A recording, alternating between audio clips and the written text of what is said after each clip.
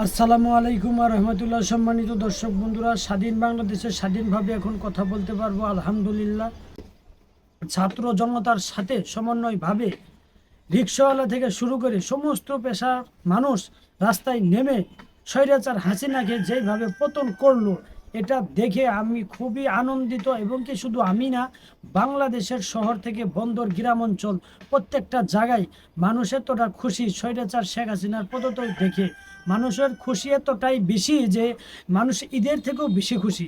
আমিও অনেককে মেসেজ দিয়েছি, ঈদ মোবারক জানিয়েছি, কারণ এতটা আনন্দ হয়েছি। আমি যে রাস্তায় গিয়েছি, হাজার হাজার মানুষের মনোমুগ্ধকর মিছিল, তাদের মিছিলে শুধু একটাই আওয়াজ, আলহামদুলিল্লাহ বাংলাদেশ আবার স্বাধীন হলো, বাংলাদেশ এখন স্বাধীন, স্বৈরাচার হাসিনা পালিয়েছে। কথা শুনে মানুষ অনেক অনেক খুশি। তো আলহামদুলিল্লাহ আমরা এখন আছি স্বাধীন বাংলাদেশে।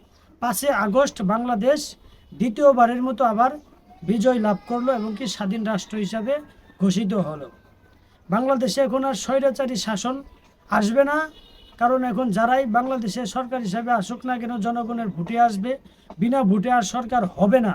যদি হয় বাংলাদেশে স্বৈরাচার শাসককে, শেখ হাসিনা সরকারকে বাংলাদেশের জনগণ যেভাবে প্রতিহত করেছে, এইভাবে প্রতিহত করা হবে ইনশাআল্লাহ। এবং কি জনগণ এবং ছাত্র জনতা সবাই ঐক্যবদ্ধভাবে এই দেশকে কিভাবে পরিচালনা করা যায়, দেশের শান্তি শৃঙ্খলা কিভাবে বজায় রাখতে হয়, দেশকে কিভাবে উন্নতির দিকে নিয়ে যাওয়া যায়, স্বৈরাচার শাসকের দিকে যেন না যায়, দেশের মানুষ যেন স্বাধীনভাবে থাকতে পারে, যেন কোনো জুলুমের শিকার না হয়, দেশে যেন প্রত্যেকটা নাগরিক ধনী গরিব সবাই যেন সমান অধিকার নিয়ে বাঁচতে পারে, সবাই যেন আইনি সহযোগিতা, আইন যেন সবার জন্য সমান হয়, এরকম ভারসাম্য একবারে সমান সমান অধিকার যেন প্রত্যেকটা নাগরিক পায়, তারা যেন কোনো জুলুমের শিকার না হয়।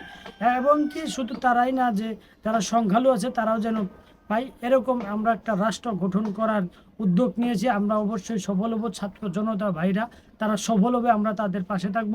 সবাই মিলে আমাদের দেশকে আমরা এগিয়ে নিয়ে যাব ইনশাআল্লাহ। আসসালামু আলাইকুম রহমতুল্লাহ।